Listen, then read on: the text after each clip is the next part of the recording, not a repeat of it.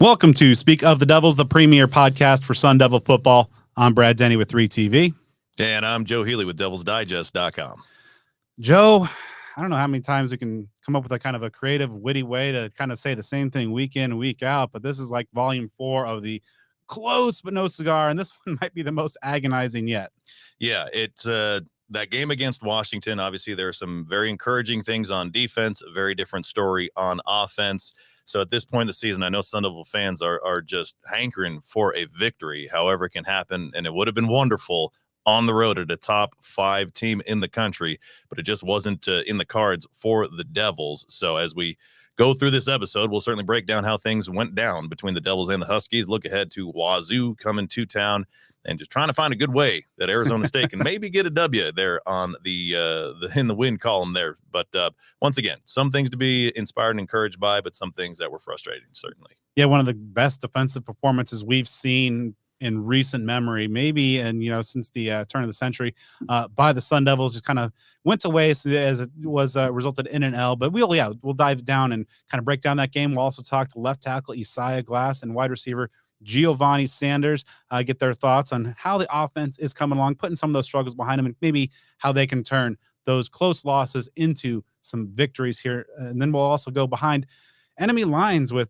Michael Preston of KookCenter.com to get an inside look at ASU's upcoming matchup against Wazoo, a game that I think is pretty winnable. Yeah, that one's going to be very interesting after what we have seen. And before we take a look into the news for the week, as you know, huge shout out to our wonderful friends, Jones Auto Group, which has been servicing the state of Arizona and the Sun Devil community for more than 50 years. With a multitude of locations across the state, they are as strong as it gets when it comes to support of Sun Devil athletics and the entire ASU community. Also deeply involved in the NIL game for Arizona State. You've seen quite a few members of the Sun Devil football team rolling around in some sweet rides that they are driving courtesy Jones Auto Group. And with Jones Auto Group, of course, the Sun Devil community is truly treated like family. Whatever issues that might be standing in your way from driving the vehicle of your dreams, credit issues, whatever it might be, they want to put together a winning game plan just for you. They will do their absolute best for every member of the Sun Devil community. And as we talk about all the time, if you're interested in unique tax advantages,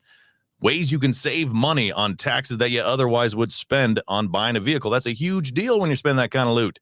Jones Auto Group has some unique things they can do to help you out. So no matter what you're looking for, no matter what you got in mind, reach out to our guy, Parker Jones, who's not only the owner and GM, but a third-generation Arizona State alum, and just like you, a die-hard Sun Devil fan. If you haven't taken down his number, take it down. I'm going to tell you every single week until all your phones got his number in it so that you can reach out and make Parker your guy when you're interested in a new ride. That number is 602-881-8998. Again, 602-881-8998. You can check them out online, browse their inventory of new and pre-owned vehicles at jonesautocenters.com.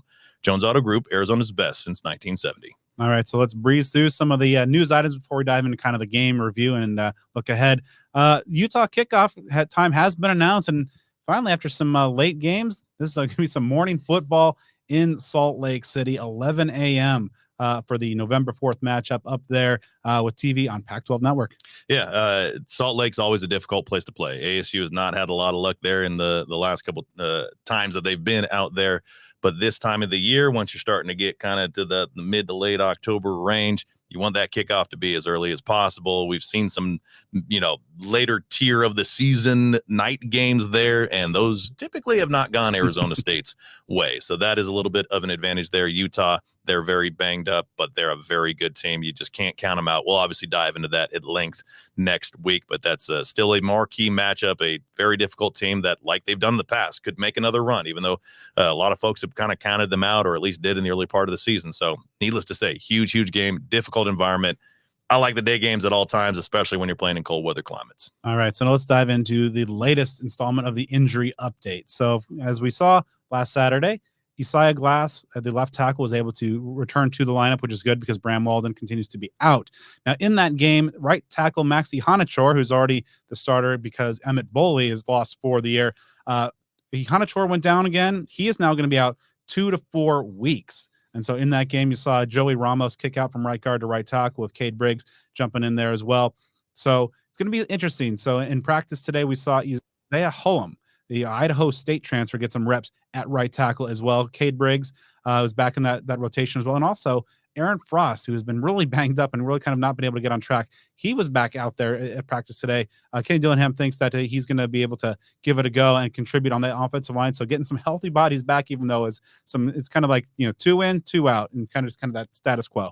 Yeah, it's a wild deal on the offensive line, and I feel for the staff and for the players. I mean, this stuff it's hard to think of a position group that I've seen at Arizona State that has gone through this, to where it's literally every week. Like you said, it's like, okay, this guy's back, great, but this guy or these 2 guys are out. It's just this ever-changing game of musical chairs of trying to find 5 players or depth as well to get out there and help ASU get this offense moving. So it really is remarkable that the effort that has had to be put in on the coaching staff. I certainly don't envy it, but that's why they do what they do. So shows you the massive need to have talent and bodies at the offensive line. I'm sure this is something that as they go into the offseason and recruiting and transfer portal, that they know that they got to beef up on the line, because what they saw here in year 1 under Kenny Dillingham showed a lot of issues personnel wise. So you hope that at some point there can be some consistency in the health of it, but that hope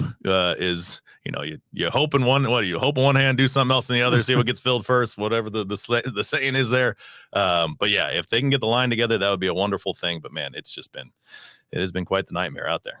And so another notable injury from the Washington game is defensive tackle Anthony Cooper. He went down. His status is still up in the air, but CJ Fight might have to step up a little bit more. Tristan Monday as well, in terms of those depth guys that might have to help fill that defensive interior. Deshaun Mallory, of course, has been playing pretty well all season long, but losing a guy like Cooper for any length of time would be a difficult blow for a defense that has been playing outstanding as of late. Yeah, especially a veteran, a team leader, a guy that you want to have out there, you need to have out there that can contribute.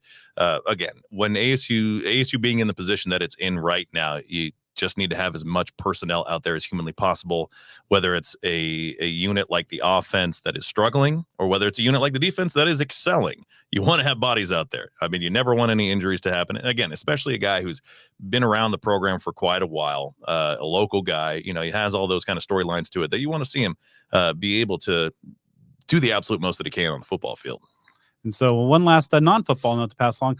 The hockey team is up to number 13 in the national rankings after another weekend sweep. This time they took care of Northern Michigan. Also, probably a good time to promote. I did had a recent conversation for the sit-down series with ASU star goalie TJ Sentenfelter, one of the nation's best and a guy who is really off to a hot start this season. So if you're not out, I mean, Joe, I know Mullet is a hot place to be, especially now that the team is rising up the rankings, could be on the verge of their first appearance in the top 10 program history. Yeah, I mean, no matter what, Mullet is an incredible environment for all sports. Obviously, it is created for Sun Devil hockey. It's a great environment. I know sometimes it can be a tough ticket.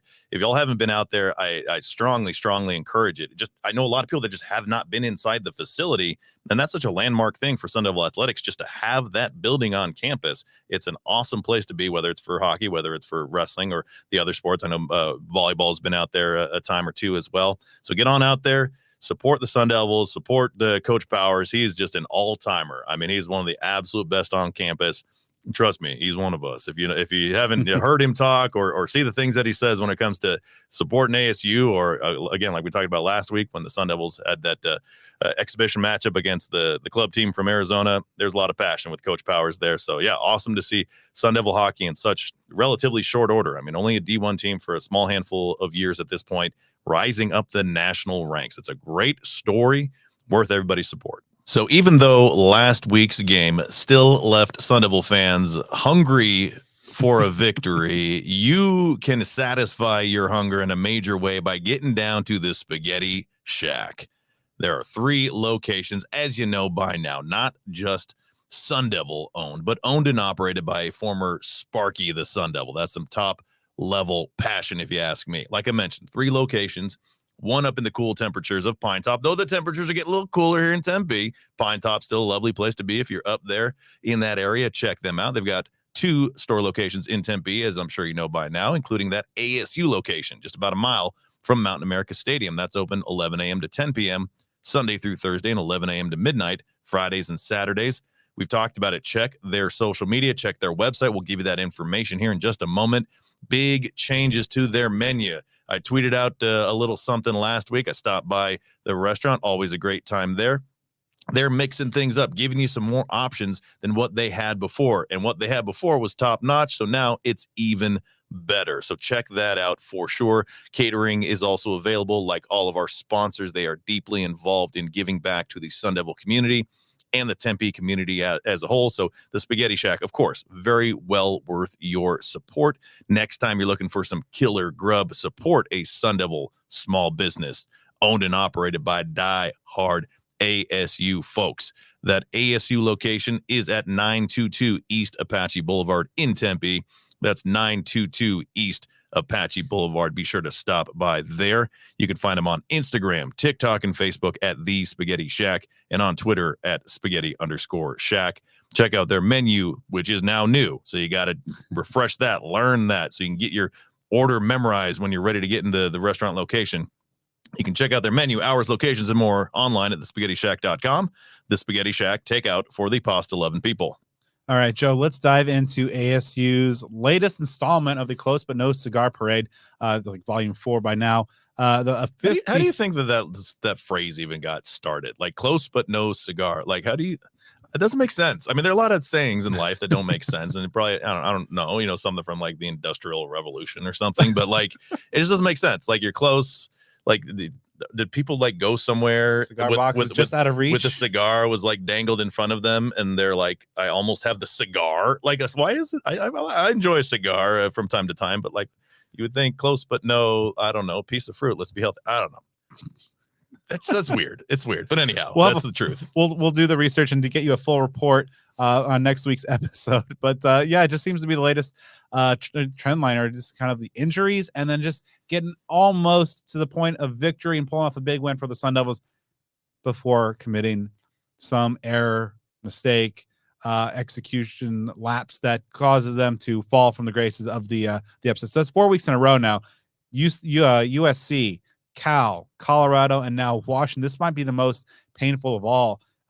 On the road against the number 5 team in the country, playing against the Heisman frontrunner and being ahead in the fourth quarter with a chance to go up even more. And then, as it happens, always something university strikes again. A pick six kind of derails those hopes. Sun Devils lose 15-7. Let's start off on a positive note, Joe.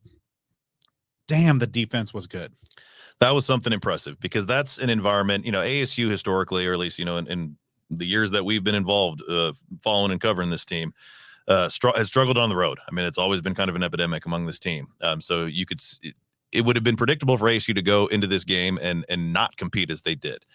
You're going against a team that has a ton of momentum. We talked about that hangover effect that could be possible, and I think you saw a little bit of that after such a momentous win for Washington over Oregon the week before to face Arizona State. Sometimes it's difficult to get up that same way. It's college sports. You're still dealing with 18 to 23-year-olds.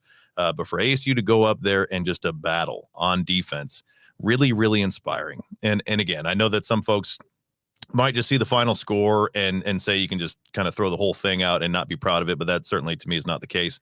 We are in the forest, see the forest for the trees kind of season, to where it might be a really rough outcome, win and loss, and as far as just putting those numbers in a vacuum.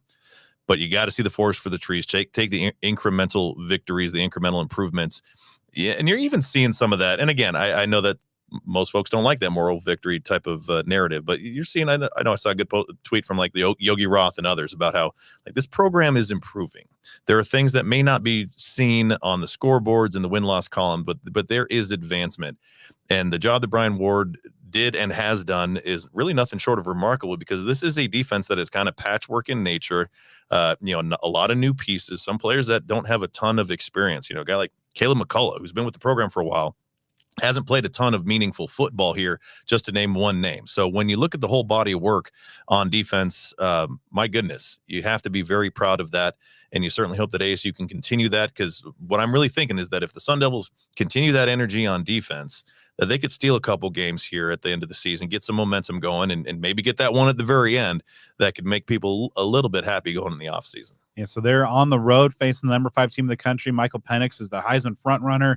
It's an offense that was averaging over 44 points and nearly 500 yards per game, but you hold them without an offensive touchdown. forced 4 turnovers after getting just 1 in the first half of the season. The Huskies gained 288 yards. They were just 3 of 11 on third down.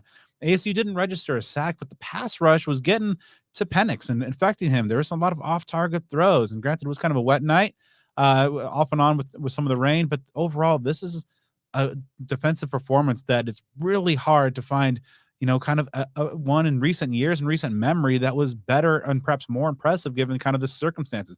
As you mentioned, Joe, in addition to just the competition and the hostile environment, I mean, you have a defense that is missing some key pieces. The linebacker group, it was missing, for the most part, Trey Brown. And obviously a guy like Will Schaefer is supposed to be a key component there. And then, Xavier Alford is a guy that you probably penciled in as one of your starting safeties. He's obviously been ineligible by the NCAA all season long. And you have some other guys that are banged up. Anthony Cooper went down during that game, and yet the production remained. I mean, this is a good defense all season long, and this was a great performance. No qualifier needed. This was an absolutely great performance. I think we're now to the point where is ASU in the conversation, maybe best defense in the conference? I don't know. Probably UCLA still has that mark, but if they can continue to, we've seen it week over week. I mean, they did a pretty good job against USC. They held some explosive offenses in check. And granted, a lot of these games, they've not been getting any help or from the offense and maybe or the special teams units in terms of either turnovers or field position, and yet they go in, no matter who's in there, and perform and and get ASU into these fourth quarters with legitimate chances of victory. Now, unfortunately, as we'll get to, the offense was kind of defined by missed opportunities and was kind of, again, falling short. 7 points in a game is not going to win pretty much 99.9% of the time. And unfortunately, ASU was able, even though they were able to move the ball and had some good showing on the ground, too many missed opportunities to be able to kind of seal a huge, perhaps if they were able to, punch it in there at the end, if they get this win, you don't know what the trajectory could be like and could be different, but just again, another week, another volume of missed opportunities for the offense. Yeah, I mean, you saw some things on offense. The run game had a solid day, 4.7 yards per carry, 145 net yards and touchdown. That DeCarlos Brooks, Cam Scadaboo combination, really put some things together there. So that's an area. And for the offensive line being a battered patchwork group, when you have a rushing day like that's solid for this team, and they didn't allow any sacks. I mean, that's something that you can be proud of. The pass game just really limited, 196 yards. That one, back breaking interception that was a long pick six. 47 passing attempts for 197 yards, 26 completions for 196 yards. That's just minimal productivity, and you see it obviously reflected in other areas where you have like Bryce Pierre catching 4 passes for 29 yards. Elijah Badger had 8 receptions for 50 yards. These are guys that can make big plays, that things are limited. And then obviously Elijah Badger had 34 of his 50 yards on one play. So he had 7 catches for 16 yards mathematically. So these are things that doesn't get it done. And especially against a team like Washington, where the defense is not their strong suit. They're an offensive heavy team that had some flaws on defense. So you would certainly like to have seen a lot better, and it wouldn't have taken more than a play or two to go the other direction to allow ASU to exit with a win. So that part certainly is frustrating. And again, you have some difficult defenses yet to play. The Utahs, the UCLAs. Arizona has a solid defense for those who haven't been paying attention. So, what I'm saying here is the opportunities to get wins, like we talked about against Colorado, where that was a very winnable game. Cal, very winnable game. We never would have foreseen this Washington game to be a winnable game, but ASU was in control for the vast majority of the game, certainly the first 3 quarters. So that opportunity slipping away is something that is frustrating. So, this is a game that kind of has equal parts frustration and encouragement, really, because you're not worried about a bowl game. You're not worried about a conference title or things like that. And I'm not saying that to, completely squash any expectation of success. But again, when that sort of thing isn't the case, you can be a little bit more deeply analytical and say, okay, this thing is happening here. That's good. This thing's happening. That's not good. So you just hope that offense can get up to speed. And it's just kind of fascinating to me, because never in a million years would I have expected this. I would have completely expected just the opposite. For the offense to have some firepower, to use those the weapons that they have, and for the defense to be the softer spot of things. So college sports are weird, unpredictable, and you got to just move on to the next one and hope that the team can keep some momentum and incentive going on, and not have these close losses be what is just a levee that might break, and then the performance is skid. So that's what you want to make sure not to see. Yeah, and so when you look at the positives and the trend line of the defense from the get-go has been the bright spot for this team, and they've been carrying the back and the burden for this team as the offense excuse me tries to get going a little bit in terms of finding an identity, finding any kind of explosives, either the run or the pass has really been the lack of explosive plays has really kind of been damning. The one thing that's been holding it back, and we look at the offensive line and the injuries there.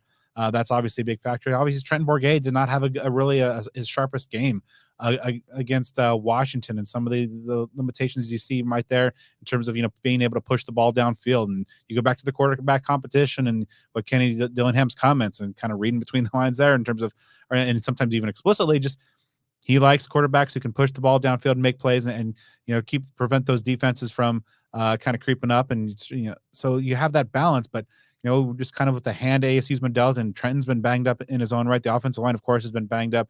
DeCarlos was banged up, but he's thankfully back and added a nice physical element to the run game as well. There's just a lot of things going on, and you hope that week in, week out, that ASU is able to kind of be able to cobble together a successful game plan, because that the defense, that's a part of the game that just travels. And if they're able to continue to keep ASU in games, you figure one of these close but no cigar type games is eventually going to turn. And Kenny's been talking about how he feels that they're close, and that once that first domino falls and they get that win, then you'll start seeing them kind of ramp up with greater frequency. And there are some winnable games on this schedule. We'll talk about one that's happening this Saturday when Washington State comes to town. I think UCLA is there. Utah has obviously been banged up tremendously, so you never know there. Even though it is a tough road game, the rivalry game, who the hell knows what's going to happen there? That's in play. So there's a lot of opportunities for ASU to kind of finish this season difficult and adversity and obstacle filled as it has been, with some genuine optimism for the future. And kind of, we've talked about it. It is a year zero.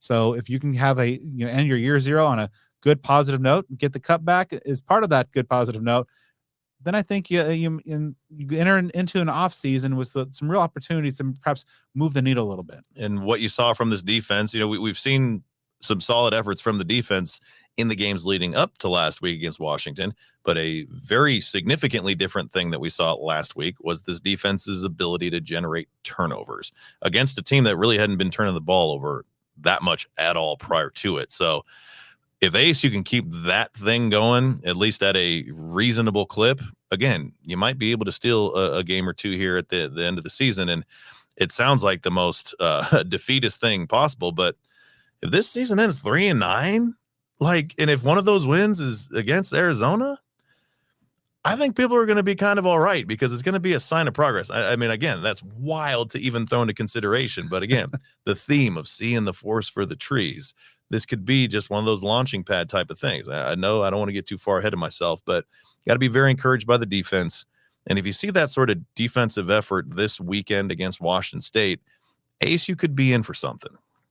All right, Joe, we're getting the first signs of actual fall or maybe post-summer here in the Valley. Temperatures in the night are 50s, 60s. It's actually damn near pleasant out there right now. And so it's probably a good time that Home Field Apparel, the good brand, our friends and partners, dropped an amazing bomber jacket for the Arizona State Sun Devils as part of their recent Gold Coast Homecoming collection. Amazing jacket. We kind of teased it a little bit on last week's episode, along with the incredibly comfortable t-shirts, crew necks, hoodies, quarter zips, joggers, tank tops, and so much more. The good brand is obviously a brand that we are grateful to partner with. It takes up the majority of my personal closet for all the great stuff as well. And to get that bomber jacket and any of the other great ASU items, or also the holidays coming up. If you have folks that perhaps have ties to 150 other FCS, FBS, and even smaller schools as well, you can get. It doesn't have to be all of them. It can be one of the 150. Or if you really want to be super cool, all of them. There you go. We'll send you a Speak of the Devil sticker if you show us the receipt. Go spend $10,000. We'll give you a sticker. Yeah, I think that's fair. I mean, limited run. We have some because we got some good ones. Yeah, absolutely. So best of all, you can get 15% off that $10,000 order at homefieldapparel.com by entering offer code SOTD23 at checkout. Again, just homefieldapparel.com. SOTD23 gets you 15% off your first order with the good brand. So support the good folks who are supporting our show. So now it's time to kind of talk about some of the things on the offensive side of the ball for the Sun Devils. Now, there have been some strides made, some challenges that remain. So after Tuesday's practice, I talked to a couple of the key parts of the Sun Devil offense. First up, you'll hear from left tackle Isaia Glass, who missed several games due to injury, but came back at probably an opportune time, man in that left tackle spot with Bram Walden out. And of course, Isaiah was an opening day starter, is a guy that both Joe and I pegged in our 10 most important players list. The offensive line performed pretty well against the Huskies, so I talked to him about coming back, that performance, and also looking ahead in terms of what to expect against the Cougar defense. And then you'll hear from wide receiver Gio Sanders, a key part of the offense a season ago. And now with Kenny Dillingham calling the plays, the playmakers are getting a little bit more spotlight. We're seeing more Gio in this offense, so good to talk to both of them after Tuesday's practice. So let's start things off with Isaia Glass. So how did it feel to kind of finally just get back out there and back into the trenches? Yeah, it felt really good. It was a great atmosphere, team packed, big time game, big time team, and yeah, I really enjoyed going out there and playing with my brothers. What was it like, just in that atmosphere? It's pretty impressive. Not a false start across the entire. It's like obviously one of the more hostile atmospheres in the country and in the conference, but to guys have that discipline and also the success you guys had on the ground. Yeah, I mean, I think it just goes to show our coaches and then just our room, our group of guys. I think everyone, like I said, from Monday till the game day was really prepared, really locked in, and really took every aspect and every situation really serious. So we're out there and just did our best. No, yeah, of course, kind of another kind of close but no cigar. Just guys are almost right there each and every week. Kenny's talked about just as soon as you guys figure out that formula to get that win and the wins will start coming in bunches. What are some of the things that you think are just kind of like the last couple boxes to check before you guys can start turning these almost into dids? I mean, at this point, it's just the little things. I think everyone that's seen that in the games, in the film, that we have what it takes. We have what it takes to win. We just gotta capitalize on the little things. All those little things happen to a big thing. So if we just handle all the little things, we'll be all right, and we'll start checking those dubs. What's kind of maybe the collective mentality of the offensive line? Just obviously so many injuries across the group, yourself and so many others. Just it seems like there's different combination out there, and a lot of guys who perhaps didn't expect their number to be called this year find having to contribute. What's it like just in that room battling with all these obstacles? I mean, I think it's definitely a challenge because, like I said, we have so many different guys going in, guys that maybe weren't expecting to play as much or getting a lot of reps and whatnot, or guys gotta be locked in. But I mean, I really love the way our room's been handling it. From the guys who were starting week one to the guys at the bottom, from top to bottom, everyone's locked in, everyone's doing their thing, everyone's doing their part to be ready for when your number's called. And I think we've shown that. This week it's the same thing. We have guys from all the way around that are just really locked in and really doing their part to help out when they can. What have you seen from Coach Saga just in terms of being able to kind of manage that room and keep you guys playing at a level despite kind of the ins and outs of the personnel? Yeah, I mean, I think Coach T does a good job at not babying the freshmen. I mean, he treats the freshmen like he treats everyone else. He holds everyone to a super high standard, whether you're a freshman or whether you're a fifth year or sixth year or whatever. So I think he has a really high standard for us, and we all do our best to try to meet that.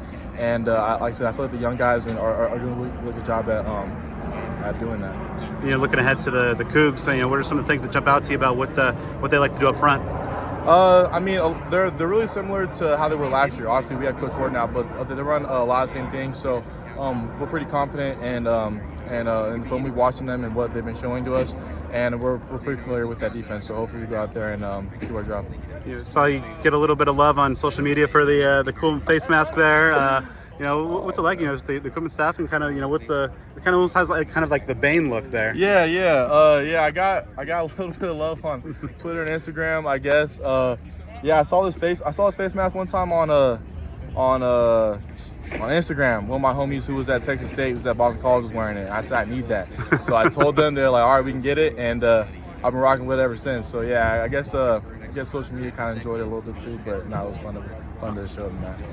So obviously kind of a close but no cigar moment, kind of in a recent string of guys getting pretty close in these games, just not being able to get that win. What do you feel is kind of the last couple things to be kind of preventing that, getting over that hump and getting those W's? Yeah, kind of really just an execution thing. I feel like you said, it's really just a few little things, whether it's with the coaches, with the players, no matter who it is, it's feel like kind of how Dillingham just asked at the end. Everyone feels like everybody feel like they could all have like one play or just one moment where they did something different that would have changed the whole game. So like I said, it's really just the small execution pieces. I feel like, in all honesty, we have the effort there. So really, like I said, just execution, details, little things like that.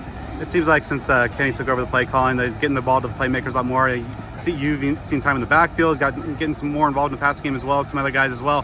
What kind of differences have you seen since Kenny took over the reins there? Yeah, shoot, definitely like what you just said, a lot more creativity. Like you said, getting me in the backfield, getting other slots in the backfield, putting some running backs out wide. Really just a lot more creativity, a lot more ways to get the ball into, like you said, playmakers' hands quickly and just make us make one man miss and go make a play type of thing.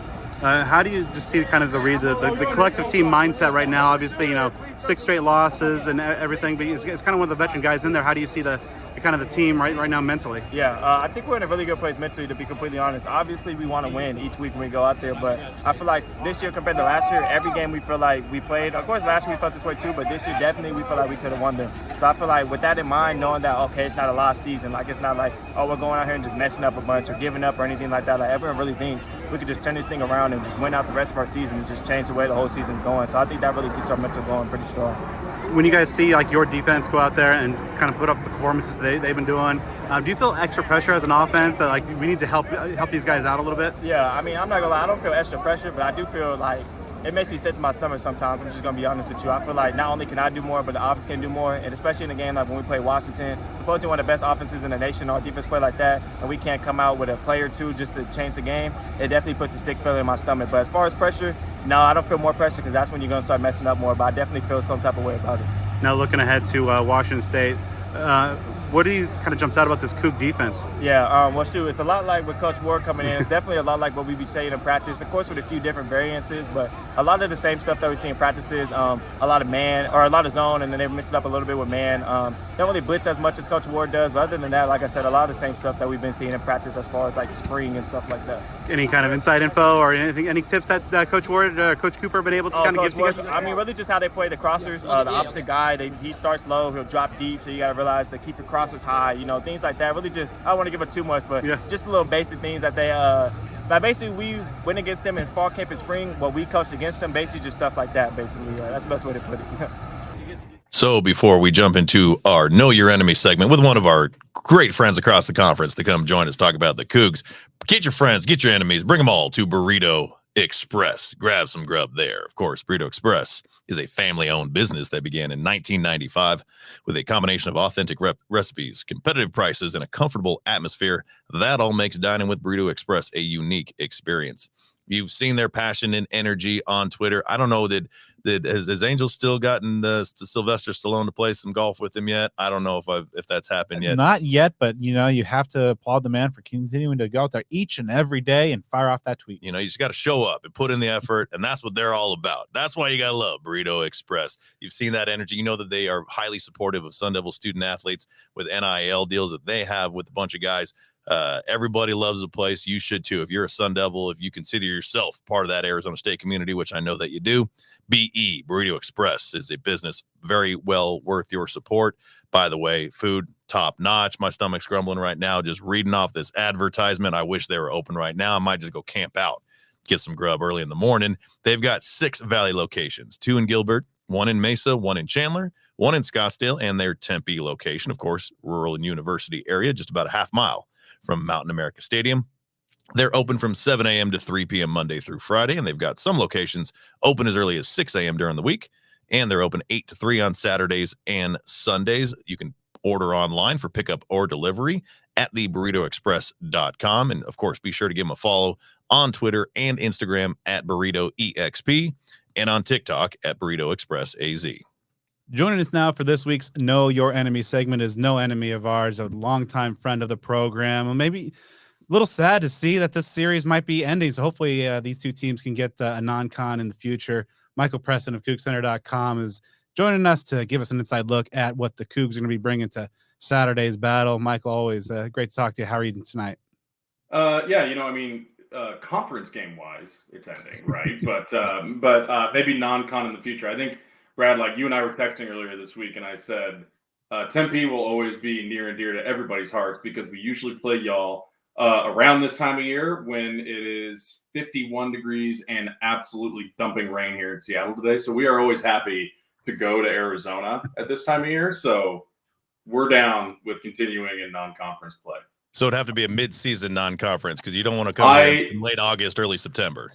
No, God, no. We are not made for that heat up here. I don't know if you guys are. Yeah. The Okay, human good. That's good species to is know. not. Yeah. Okay, no, I feel a little bit better than about being able to be in that heat. Yeah, I mean, like mid-November, that'd be ideal. That'd be perfect. There we go. We got to keep that alive. All right, so let's start at the top. Head coach Jake Dickert, his second full season at the helm for the Cougs. That tenure obviously began after that chaotically short regime of Nick Rolovich midway through the 2021 season. He's guided Wazoo to back-to-back bowl games. They certainly should be back at a bowl game this season. How do you sum up the job that he has done since he was given the keys of the kingdom there midway through that 2021 season, which I think might have started in that ASU game here? Yes, it should have been that game if I'm recalling correctly. In fact, it's been a little weird. You see like a lot of the up and downs of a guy who's never been a head coach before, right? I think a couple of really fast starts the last couple of seasons, this one included, and then just some really uncharacteristic. They came out super flat against UCLA. They just looked zero effort. Completely outcoached against Arizona. I know you guys hate that. And then they looked better against Oregon last week. But again, that's the number 9 team in the country. And they were close at half, but eventually I think talent just kind of took over on Oregon's side there. And they made easy work of us down in Eugene. Did manage to cover the spread, though. So winners win and champions cover. So that's good. But I think, as far as he's been a very good steward of the program, if that makes sense. And in terms of someone who, I don't know that there's anybody I'd really rather have right now in terms of, after Nick Rolovich was let go, that had a season that could have gone really off the rails. And that was actually the BYU game. He coached that week that Nick Rolovich got fired. That was the first game, actually. Okay. I'm not remembering. He was probably the best person for that. He did fine last year. And then now through all this conference realignment, all the shuffling, everything else, probably nobody better to have in terms of just somebody whose hands are on the steering wheel. But it's just been, a couple seasons marred by recruiting hasn't gotten much better, pretty flat. They'll probably, end up right around 6 or 7 wins again, which after that 4-0 start seems unfathomable to think. So it'll be interesting, but I think, in terms of past success, he's definitely better than a lot of coaches, right, at Wazoo. But definitely not, what we're used to having seen under the dearly departed Mike Leach. Talking about, kind of that 4-0 start, get them up to number 13th in the AP poll, but then coming back down to earth a little bit, 3-game losing skid. When you look at that time frame there, what do you think are some of the key factors that have led to this 3-game slide?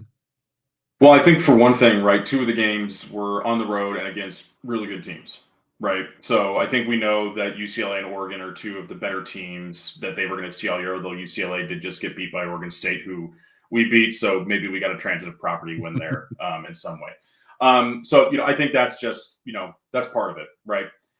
The Arizona game is just, it still is befuddling to me because I think what really, I've watched a lot of bad football in Pullman over the years. I started school in 2006. And those Paul Wolf years were pretty bad. But I never saw the team come out without effort. I never saw them come out without that want to, that kind of intangible thing. And they just didn't look like they wanted to be on that football field against Arizona. It still is kind of I don't know what happened there. I don't know if nobody took Arizona seriously. They should have after they took USC to 3 overtimes. So I'm not quite sure what happened there. But I think part of it is just that they finally have kind of run into that really meaty part of their schedule here. And they managed to beat Wisconsin, who, may or may not have been that team we thought at the beginning of the year, but they did manage to beat Oregon State. And that's their signature win of the year, riding high off of that. So it's been a really weird 3-game skid. All those games kind of explained in different ways. I think the one that is still just worrying to me is that Arizona loss because maybe Arizona is slightly better or about the same as you, maybe a touch worse, but there's no reason to lose to them by 5 touchdowns at all. So looking at the offense, obviously Cam Ward has been putting up some pretty stellar numbers throughout the course of the season. Obviously kind of an up and down year one. What have you seen in year two of Cam Ward? I think just his decision making's gotten a little bit better. We saw him also, those drop in a bucket throws that he had in year one. We've seen a little bit more of that in year two. Offensive coordinator Ben Arbuckle also has had more designed runs for Cam Ward, which is something we were all kind of begging for last year. The guy is 6'2", 6'3", 225, 230 pounds. I mean, he's a big guy. And a bit of a battering ram on, those third and short, fourth and short opportunities where if you let Nakia Watson or a tight end lead the way, he's probably going to be able to pick up a yard or two on that. But I think it's just been the decision-making more. Last year he had a really big problem with throwing the ball away. And that's, it sounds basic, but God, you're got 8 seconds back there, nobody's open still, and you are about to get sacked. Just throw the ball away. Just live to fight another down, and he didn't do it. It's just, kind of that basic stuff that he's gotten much better at. But it's the zip on his ball is still there. Those really gorgeous deep passes still look great. I think the one thing we're also a little bit kind of, wish we'd see a little bit more development. If you get him off his first or his second read, sometimes it can cause him some issues. He's still a great scrambler, and he still does find some space when the pocket breaks down, which it does frequently with this offensive line, unfortunately. But he's improved enough, kind of taking that next step. I don't think he's a threat to leave for the draft this year. This is pretty quarterback heavy class as it is anyway. So hopefully he's back next year. We see that final step in his development, but he's looked better this year. And there was a reason why he was getting at least some Heisman whispers after that 4-0 start. Maybe not that, the full-throated yelling that Bo Nix and Michael Penix are and Caleb Williams in this conference, but he was at least getting a whisper or two. So it's a pretty common occurrence for the Cougs to have a multitude of highly productive receivers that might not be household names. That's the case this year. Guys like Kyle Williams, Lincoln Victor, Josh Kelly. Tell us about them for those who just might not know what those guys are all about and what makes them so special in this offense. They're all right. That's kind of the calling card, right? Is that nobody really knows who these dudes are, and you haven't for 10 years because it doesn't matter who the coach is. That's just Wazoo does receivers and high-powered offenses. Lincoln Victor, who you mentioned, is Cam Ward's safety blanket. He was Jaden Delores' safety blanket when he was at Wazoo as well. Short slot receiver. That's always, again, for the last 10 years, has kind of been the calling card. You go back to River Craycraft, Kyle Sweet, those guys. That's just who it's been. Aesop Winston played inside then outside at Wazoo, and any ball you put in his direction, he catches it, and he can find some open space. I think he set the school record for catches in a game against Oregon last week. He had 15 or 16, if I'm remembering right. So he's definitely a guy who's got a nose for the football. Kyle Williams, your deep threat. Josh Kelly had an incredible game against Oregon State. A couple of one-handed catches in that game. I'm not exaggerating either. And so I think the big worry coming into this year, right, was you were worried about the receivers because last year, goodness, they just were not very good, and they hit the portal hard for a lot of these kids. So Josh Kelly, Kyle Williams, Carlos Hernandez as well, all came over in the portal, and that was something they really wanted to focus on, was getting some talent there immediately for Cam Ward to throw the ball to, because I think it was part of his problem last year was the offensive line wasn't very good, but the talent at receiver just wasn't there to be able to run the offense that Eric Morris wanted to run last year. It's more there now for Ben Arbuckle this year.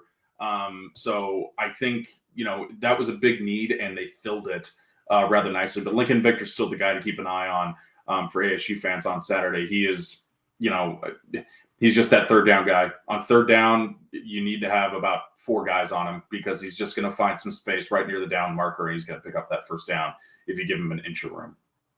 So it seems like there's a lot of talk in the last couple of weeks that the book might be out on this offense and kind of the old Mike Leach air raid type of defense of just rush 3, drop 8. Obviously with some struggles in the ground game. Do you think that there's some validity to that, or do you think that it might be more complicated than to slow down the Cougs? Can we go halfway in between on that, right? I think that would be fair.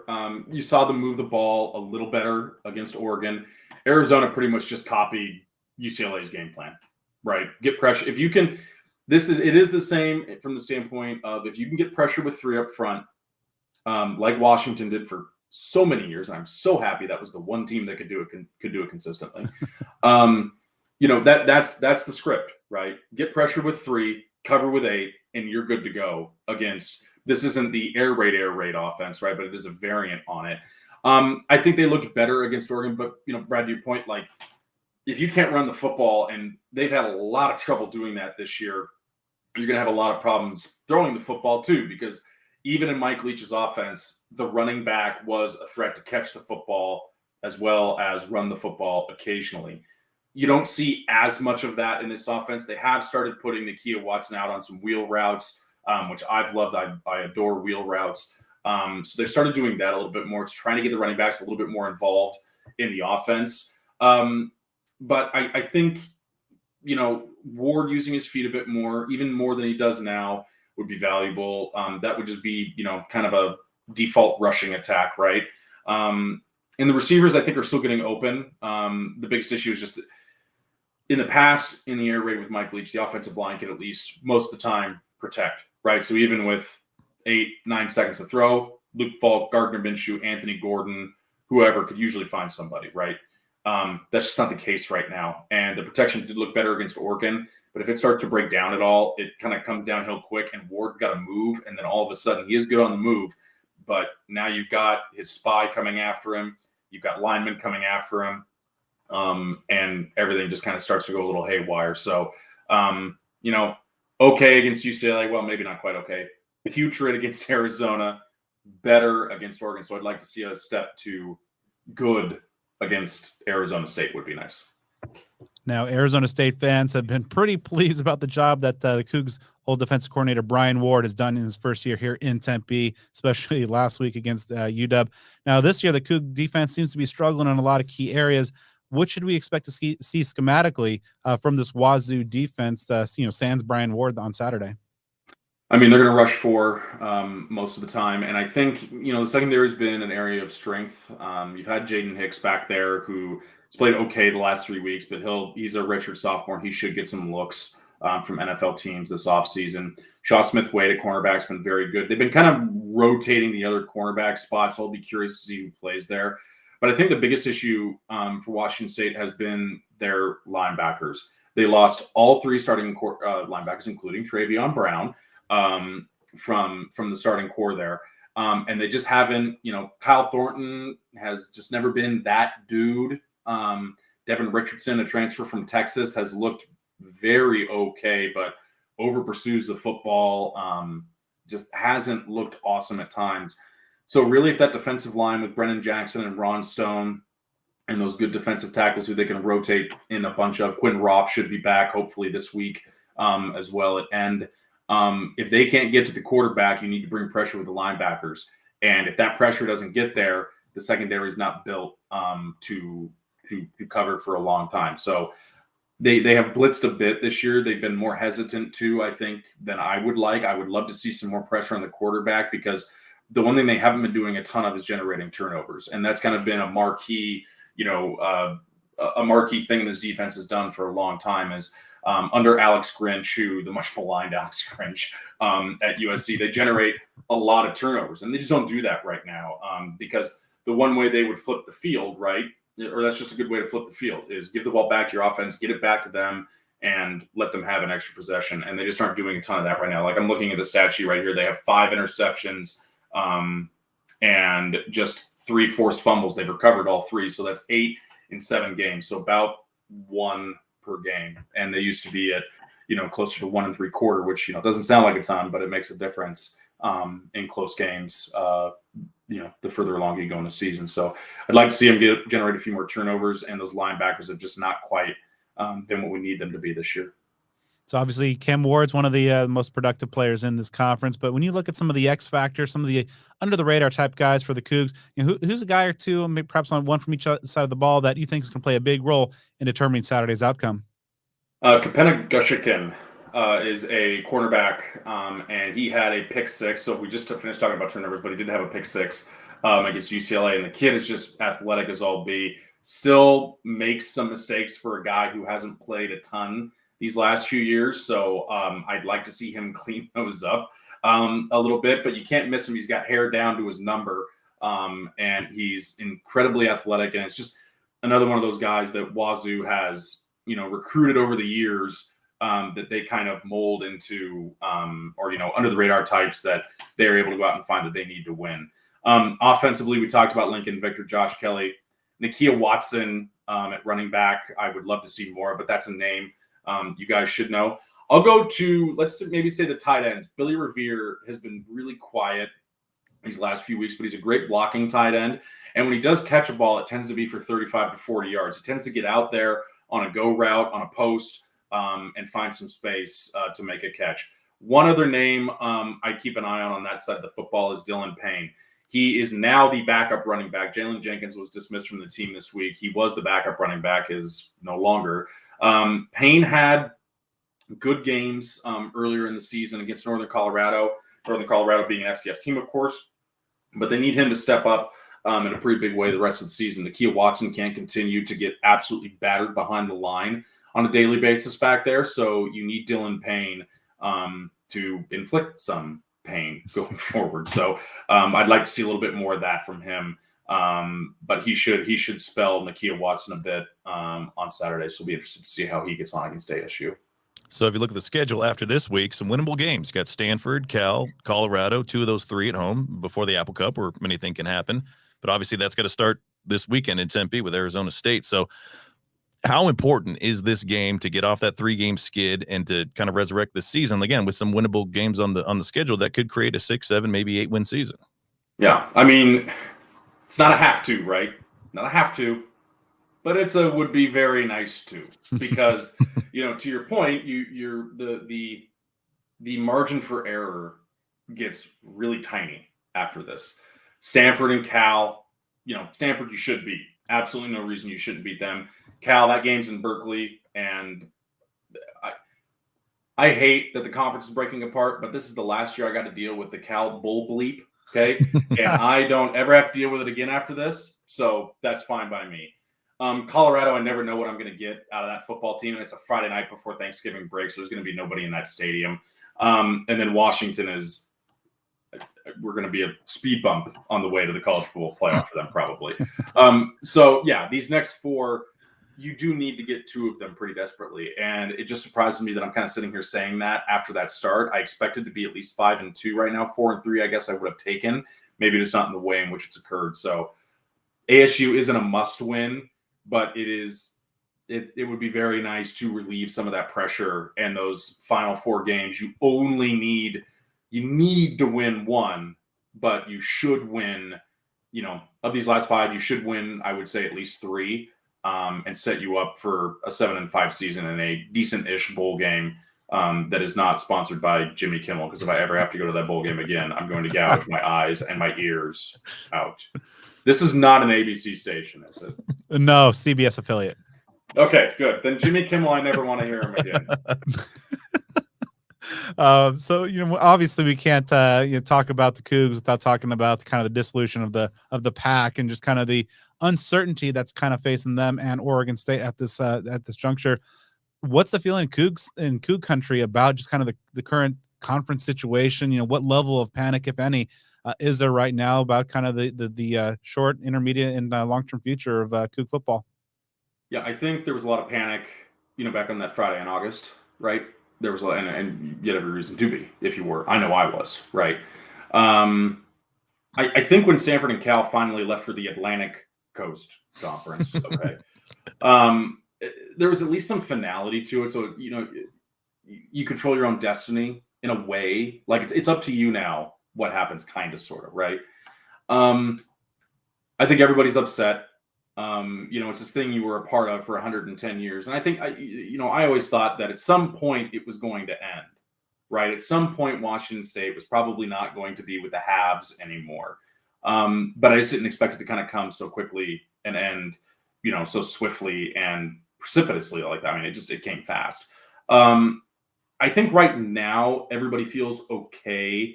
We need to wait and see what happens with this lawsuit against the conference. And everybody else kind of, but really just the conference. We need to kind of wait and see, how much money there really is for us to split up between the 2 of us. but I think ultimately, what sticks with me still 2.5 months afterwards is national media types and fans from other schools are like, gosh, the Pac-12 got run so badly, no wonder this happened.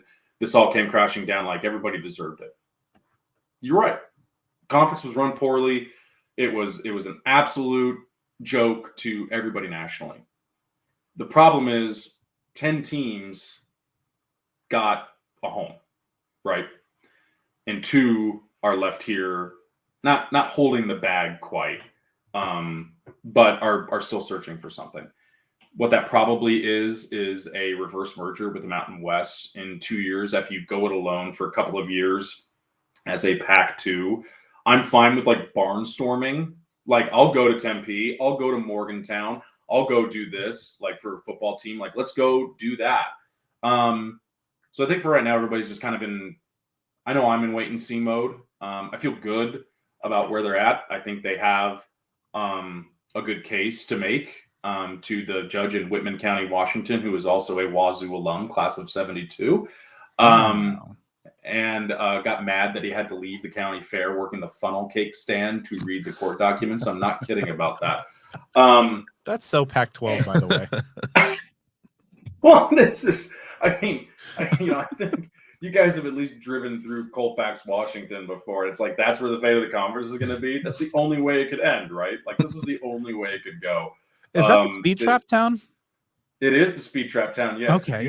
If you don't go, I have been, going to Pullman for 17 years now, and I set the cruise control in my car at 25 miles an hour through there.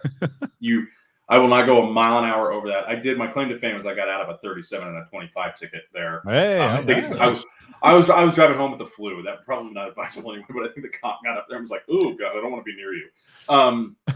But I think right now everybody's just kind of in wait and see mode. But I think ultimately, once it finally does happen that we're reverse merging with the Mountain West, it's going to stink.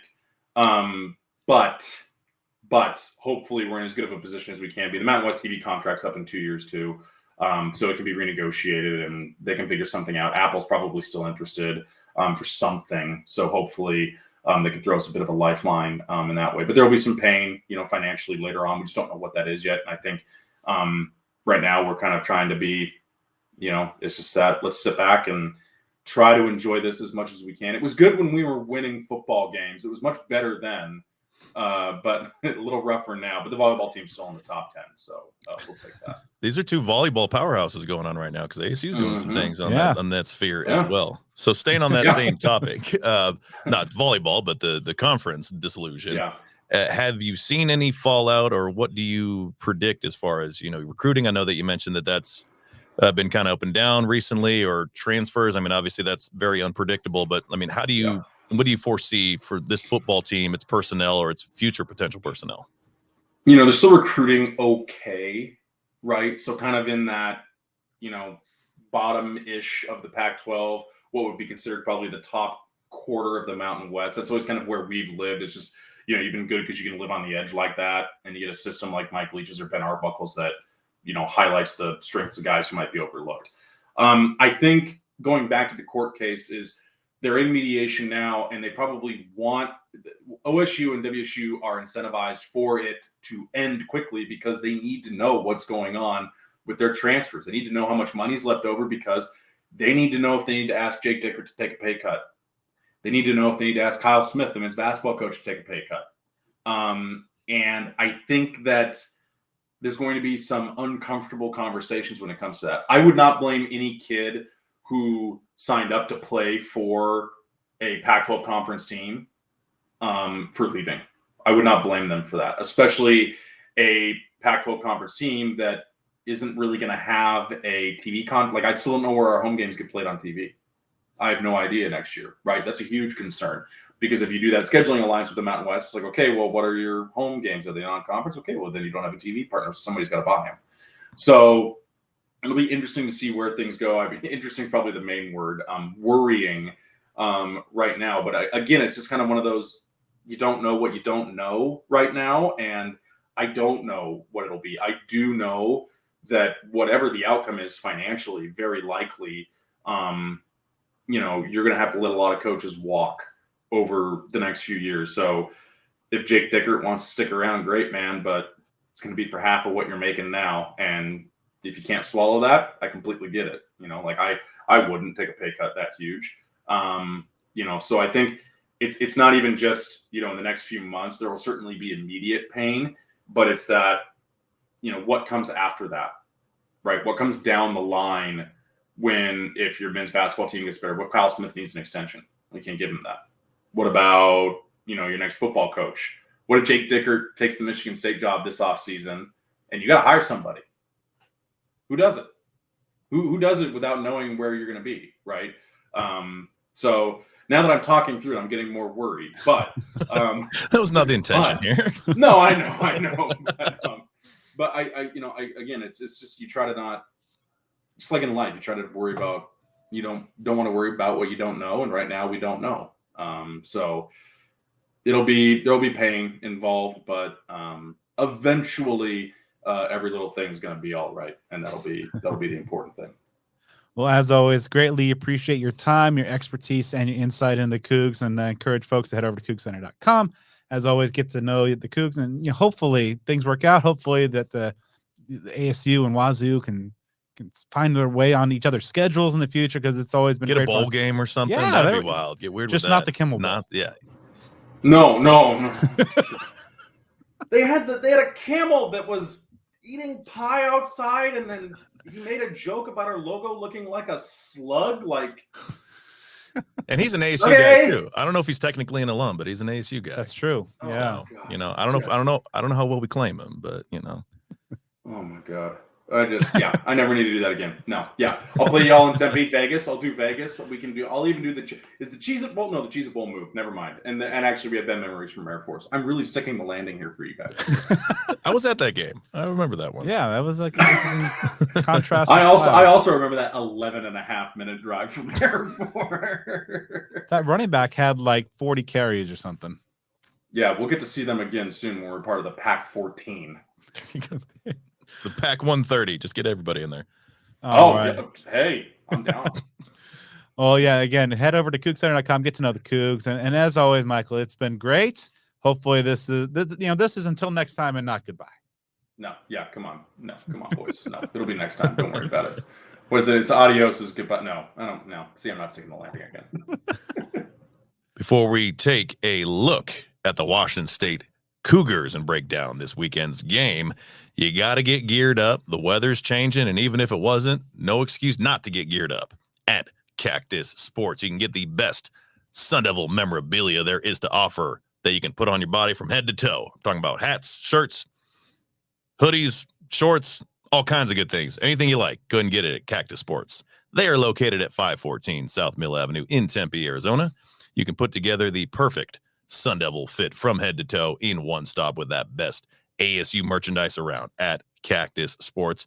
As you know by now, they are passionate about making sure you look your Sun Devil best, as passionate as they are as supporting the Maroon and Gold on game day like this Saturday coming up. If you can't make it to that Mill Avenue location, if you're out of state or, just kind of lazy and you just want to shop online, that's perfectly fine. We all do that as well, right? Even if the location is just a couple miles down the road.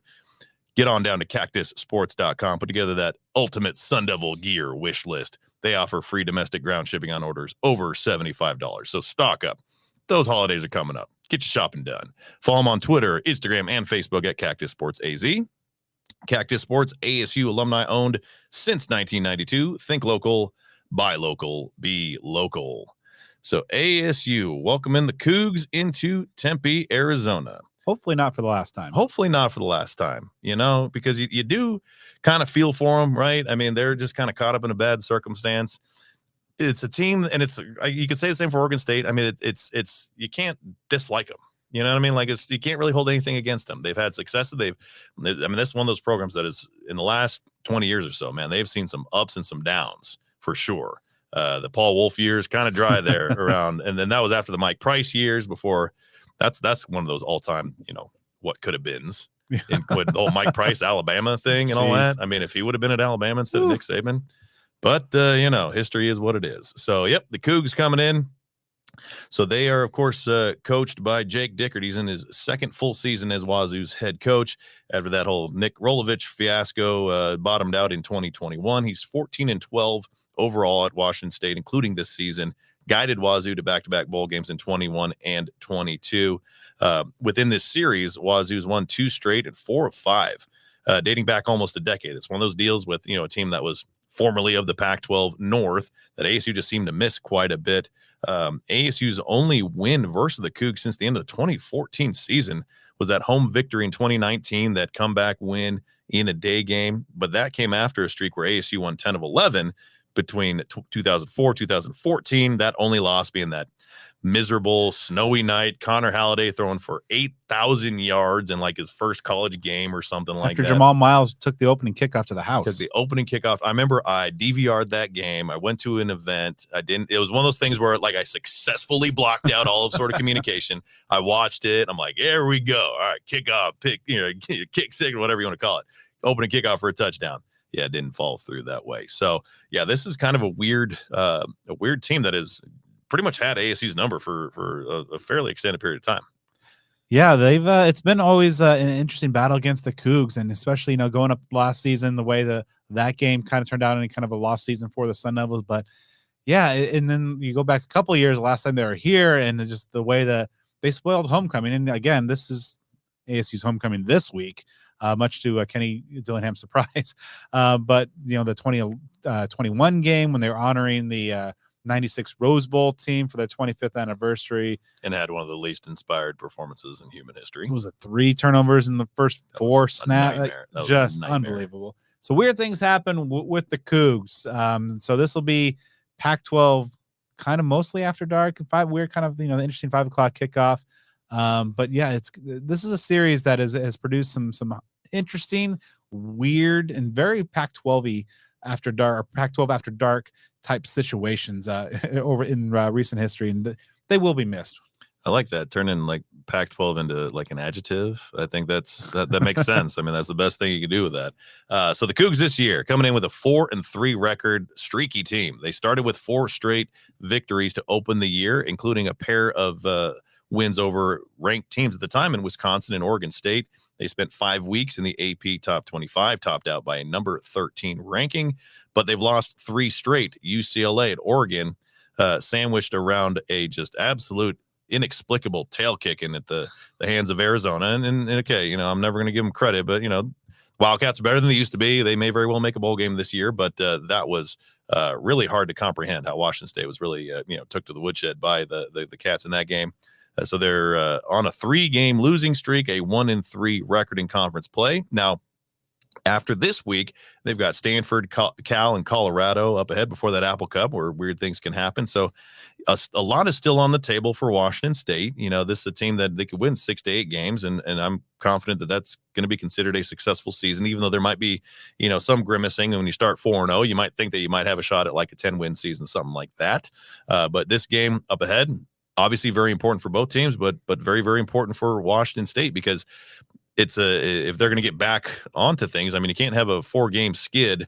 Then things can kind of unravel a little bit. So there's quite a bit on the line here in Tempe this weekend. In battle of teams just kind of looking to get to kind of change the narrative of their seasons. ASU on their 6-game skid. Wazoo, of course, dropping 3 straight after rising up to number 13 in the rankings. And so, yeah, a lot on the line in terms of this Saturday. 2 desperate teams going after it. And as you mentioned, some of the games coming up for them immediately are pretty favorable so that they can get healthy pretty quick over the next several weeks before a pretty difficult finish.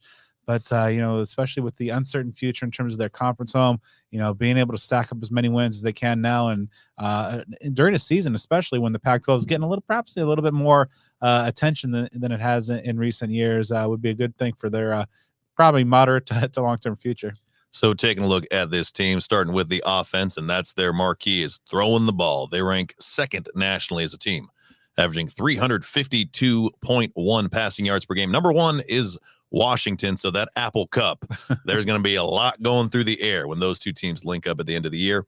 The guy doing it all, Cam Ward, number 5 nationally in passing yards per game, 316.7 yards per game. He came over there last year as a transfer from Incarnate Word. He threw for over 3,200 yards last season for the Cougs after moving up from that FCS level. He's well on his way to surpassing that. He's got 2,217 yards, 15 touchdowns, 3 picks, 131 net rushing yards on the ground with the 3 touchdowns. I know that may not jump off the page, but that's actually, that rushing total exceeds his career total from his first 3 years combined. He's not much of a runner, but that's something kind of respectable there on the ground. He's got 3 400-yard passing games so far this season, including last week. He had 438 yards in a loss to Oregon. Prior to that, however, he played some pretty good defenses, UCLA, Arizona, in back-to-back games, and was held under 200 passing yards in both. So he's had some solid defenses get the better of him. So hopefully ASU can follow that blueprint this week. ASU just did that to the Heisman Trophy front runner and Michael Penix. So yeah, we'll see if that happens. And I think the big question is, is the book out on the Coug offense? Because a lot of teams, especially most notably Arizona, UCLA, have been kind of rushing with limited numbers and dropping 7, 8 guys back into coverage and making Cam Ward kind of choose his shots. And as Joe alluded to, some of the results recently haven't been great. Oregon perhaps took a different tone and was bringing some more pressure, and perhaps not surprisingly, Cam Ward's passing numbers kind of increased a little bit. We'll see what Brian Ward likes to do, because he's a guy who likes to really ramp up the pressure, bring that chaos, and obviously knows this Coug team very well, having been there in Pullman last year. So I'm really kind of curious to see what kind of game plan, if he's just going to let his guys up front, the Prince Dorba, BJ Green, Clayton Smiths of the world, kind of see if they can get back and impact Cam Ward, make him uncomfortable back there, and just kind of rely on that secondary, or perhaps if he has some tricks up his sleeve. And as we just talked about in our Know Your Enemy segment, as they often do, as they almost always do, Washington State has some talented, productive wide receivers who many of us could probably not pick out of a police lineup or recognize their name or know that they're college athletes, but they still get the job done. Lincoln Victor, he's ranks 26th nationally, averaging 87 receiving yards per game. He's got 44 catches, 522 yards, 3 touchdowns. He began his career at Hawaii, including a little bit of time under Todd Graham there on the island, before he followed his former head coach, Nick Rolovich, to Washington State. So he's been around for a few years.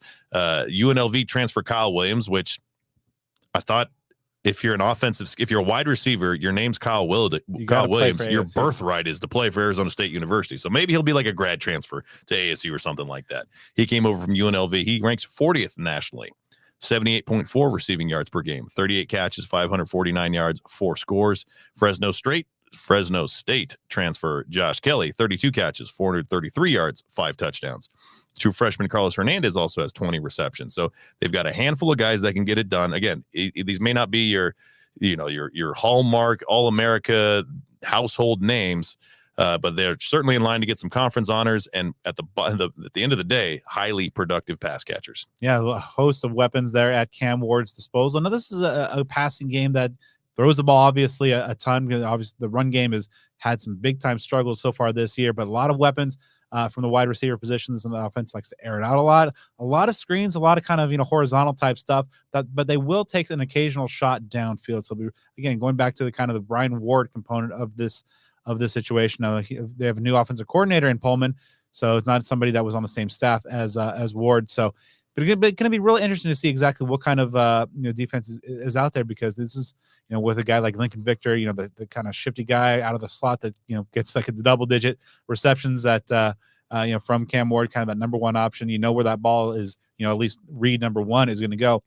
What kind of coverage schemes ASU is going to kind of employ with their secondary. That obviously a guy like Jordan Clark still trying to get healthy, but we started to see last week the turnovers finally coming in ASU's favor after kind of a historically bad run of luck in the first half. So the ball in the air that much, it'll be interesting to see exactly what Brian Ward schemes up to kind of can keep that turnover momentum going.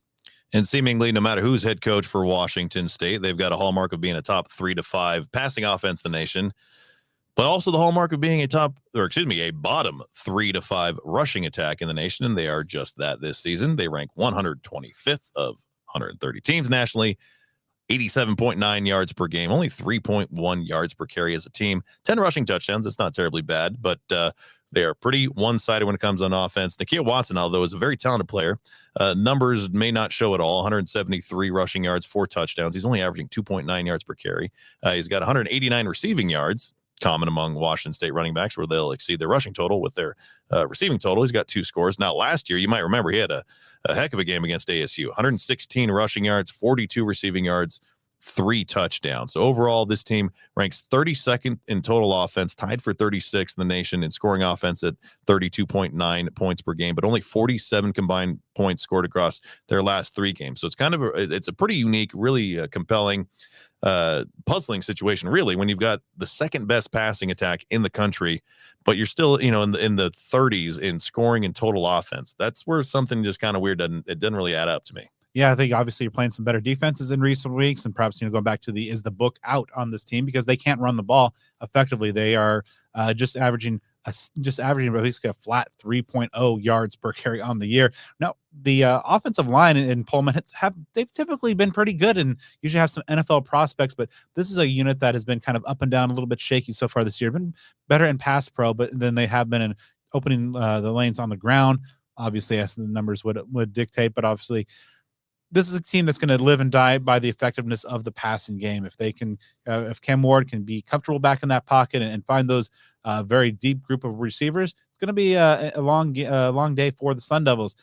But hopefully they have the momentum coming off that Michael Penix shutdown type performance a week ago, that they are able to kind of parlay that and continue that success. And this is a one-dimensional offense, and we go back to a couple weeks to Colorado, kind of a one-dimensional offense as well. They're just a team that really could not run the ball, but it is very effective passing the ball, and they held them under 30 points. So this could be a situation where you see kind of a similar script unfold.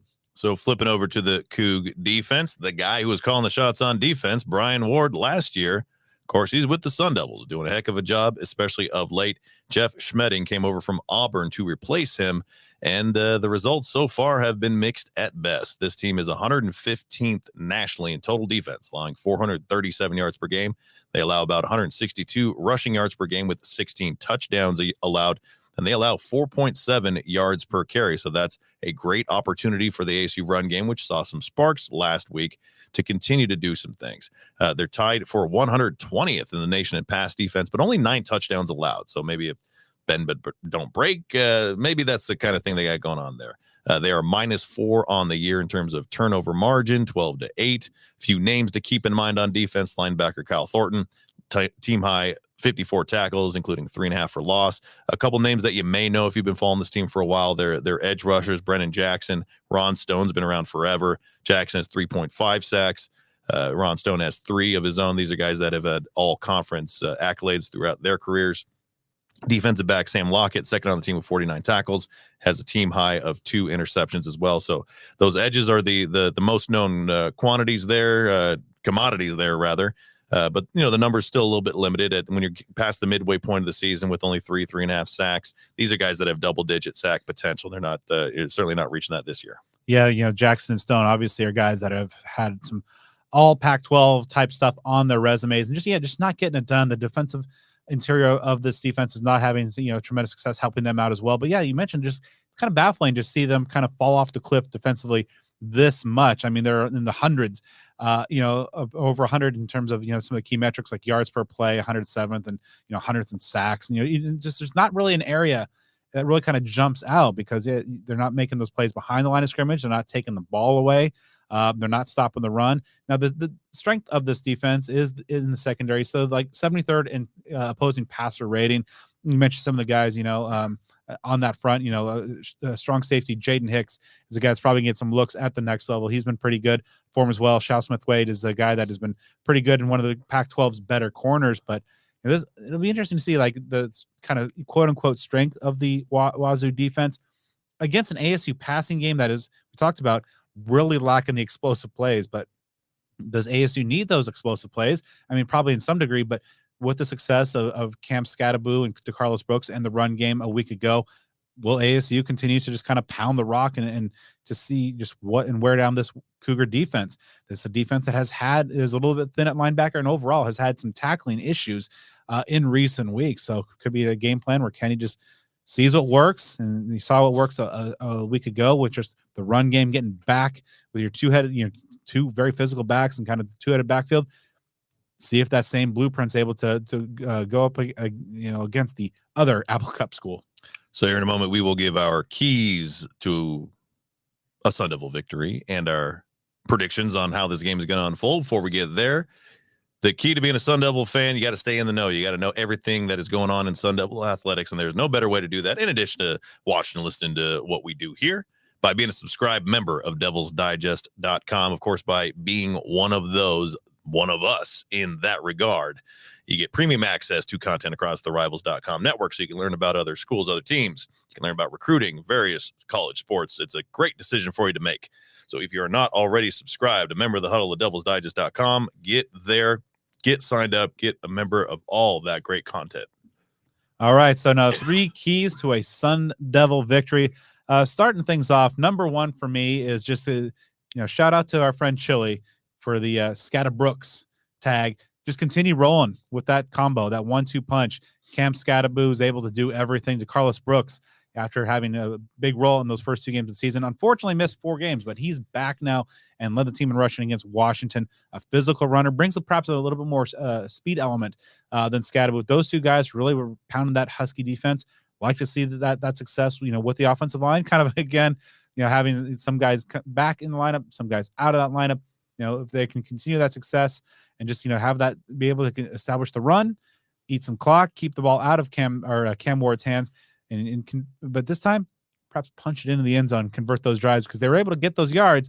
Just now time to elevate it and convert into points. Big one for me, and this is especially on defense, but team-wide, is keep that energy. I just have this concern that I hope doesn't come to fruition, that the defense has been doing its job for the majority of the year, these close but no cigar situations that can either cause a team to just rally around itself and continue that momentum and just be hell-bent on finding a way to win, or you could have the outcome to where it things fall apart at the seams because, like, hey, we've been doing our job, especially when it's a disproportionate type of effort like what we saw against Washington, where the defense is lights out and the offense isn't really doing too much, at least when it comes to putting points on the board.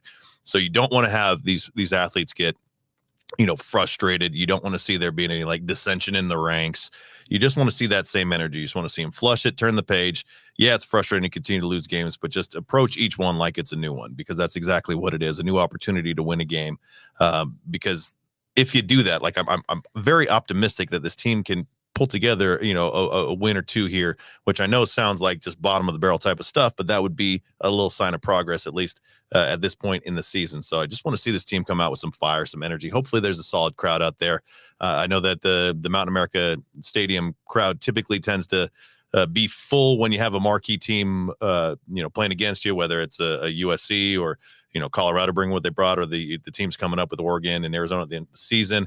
Curious to see what the crowd's like this week, but again, bring some energy. Good things can come of it.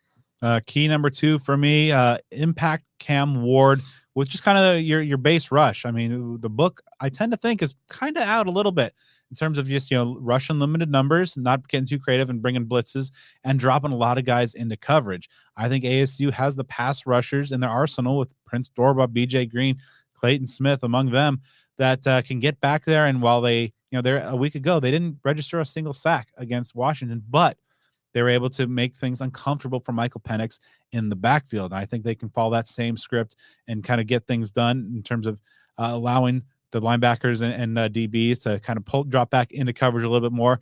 This is a run game that has not been getting going. So, obviously don't want to overlook that, but I think ASU's defensive front and along that defensive line should be able to get the job done. But in the end, Brian Ward might have a wrinkle or 2 up his sleeve there. But I think if you're able to kind of just get that job done with rushing 3 and 4, I think that's going to go a long way to helping that defense continue their strong performances. Kind of on a similar note, you got to keep this turnover party going. What was seen with the 4 turnovers forced against Washington was outstanding, because that had been a major sore spot, as we've talked about time and time again through the entirety of the season leading up to last week. If you keep that going, that is a way that you can win some ball games, especially against some potent offenses.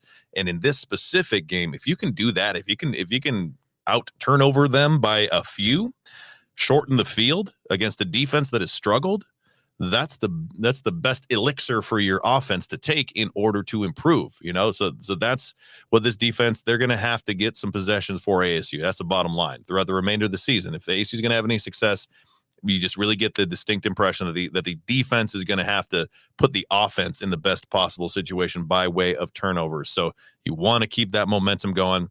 I don't know how you teach it. I don't know how you coach it. I don't know how you say, go get the ball from the offense. Whatever you can do it, because that was obviously a massive part of what kept ASU not only in the game, but at the, in charge of the game for the majority of the ball game last week. Things did not work out in the end.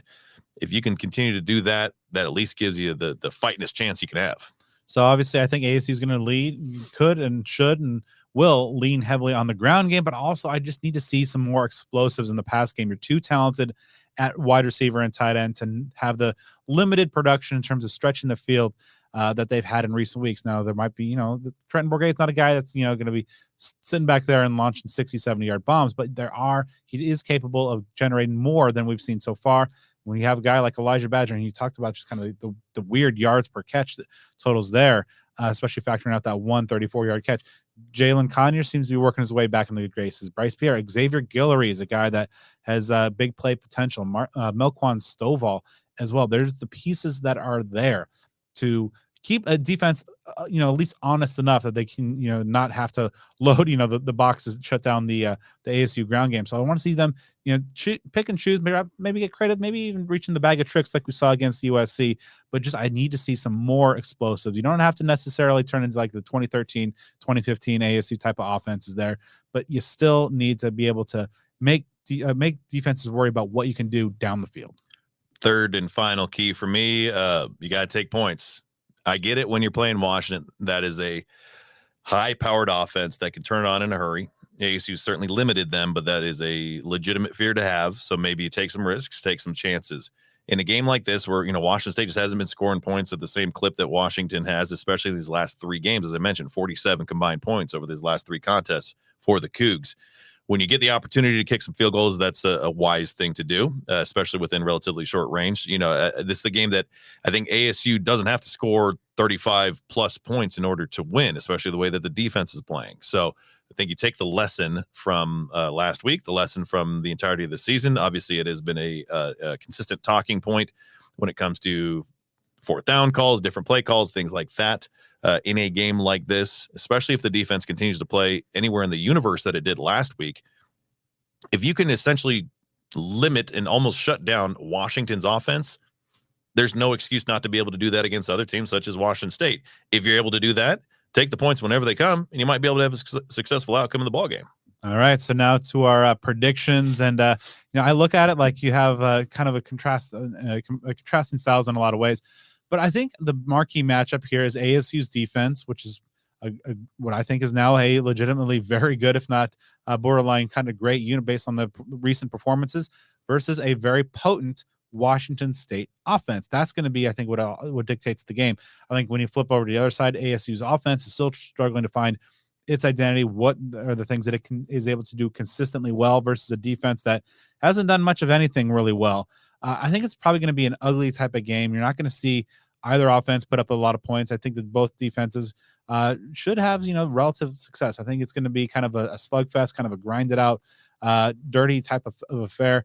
But ultimately, I've seen too many good things from the Sun Devil defense. I think it's going to be a ball game into the 4th quarter again. I don't think that, I think the defense is going to be able to continue. They've got that taste for the turnovers. I think there's going to be a couple key ones, whether it's a strip sack or another pick from the Sun Devil secondary that is going up against an offense that likes to throw that ball around a lot. I think that ASU, we all know that ASU is a much different team at home than they're on the road. And they've been knocking on the door, not been able to break through as of yet. but I think they do it this week. I think the losing streak ends at 6, thanks to a 27-24 Sun Devil win. The Sun Devil defense is playing with some fire right now. Obviously, that is because of Brian Ward, defensive coordinator. Where was Brian Ward last year? Washington State. Who was the quarterback at Washington State? Cam Ward, just as he is this year. Brian Ward, who's been doing some incredible things for Arizona State's defense, especially in the last few weeks, is playing the program that he was a part of last year. Obviously, they have new pieces, but he knows some of the key pieces, and that can be a tremendous advantage. Washington State is obviously a one-dimensional team, and that can still get you far. You know, you can be really good at one thing. You know, there are service academies that have successful seasons throwing the ball 2-3 times a game. They're on the other end of the spectrum where they're very good passing the ball, running, not so much. But like I said a few times, they don't score a ton of points. They've had a few outbursts against, some lesser than type of teams this season, but they are not on a hot streak of any kind when it comes to winning games or scoring points. I know that ASU has issues of its own, so it's kind of the pot calling the kettle black, but that is what Washington State's bringing to Tempe this week. I just feel like it's just one of those games where they're going to ASU is going to draw a line in the sand and say, enough's enough. Let's put it together. Now, obviously, that's going to be charged by the defense, but that's going to require the offense to step up in a way that it hasn't, or at least did not. We saw some offensive things in a good way, not offensive things, offensive things, I guess, against Colorado. This team with Trenton Bourguet and company, they can move the ball. They can put enough points on the board to win games. Yeah, they might not be scoring 40, 50, 60 points a game, but they can get enough to get a win. And so I think it's going to come together. I think this is just one of those rejuvenating moments where things have always been just kind of on this like positive collision course, if that's a thing, to where, okay, this part's clicking, this part offense is going to stand up and make a day of it. Again, not expecting 700 yards of offense and 56 points, but enough to get by. Something about this game, it just feels good to me. And, been wrong before, been right before, but I'm going to agree on the outcome. And I'm going to say ASU walks away with a 24-20 victory. And that's going to do it for this episode of Speak of the Devils. I'd like to thank our guest, Michael Preston, CougCenter.com, left tackle Isaia Glass, and wide receiver Gio Sanders. Again, this game will kick off at 5 p.m. So if you're in the Tempe area, get out there, support those Devils. Joe and I will be back next week. Obviously, we have a lot of great stuff coming up for you as well. So follow us on social media and on Twitter at SOTD Podcast, on Instagram at Speak of the Devils, on YouTube. We're on Facebook, and you can give me a follow on the social type of stuff at BDenny29. And you can follow me at Joe Healy 42 the next week or so. I'm not going to be too obnoxious, but, I'm a Texas Rangers fan, so it's going to get interesting. Big shout out. Let's change topics. Big shout out to our wonderful sponsors that we all mentioned, of course, throughout the course of the show. Big thank you to them all. Included among those, Sun Devil Family Charities, a 501c3 nonprofit organization created primarily for the purpose of raising funds to provide financial assistance to Arizona State University alumni, students, staff, and immediate family members adversely affected by medical issues. Monetary donations are always appreciated and support those in need due to unexpected medical conditions. They also have volunteer and sponsorship opportunities available that you can learn about on their website, which I will hit you with here in a moment. To learn more about Sun Devil Family Charities and other ways that you can support them, check them out online at sundevilfamily.org, and be sure to follow them on Instagram at sundevilfam and on Twitter at sundevil_family. Once you're done supporting our amazing sponsors, make sure to drop us a 5-star review on the podcast platform of your choice. It'd be really cool if you did. Joe and I will be back next week as we recap what happened against the Cougs and look ahead to a rivalry ? Battle in Salt Lake City against Utah.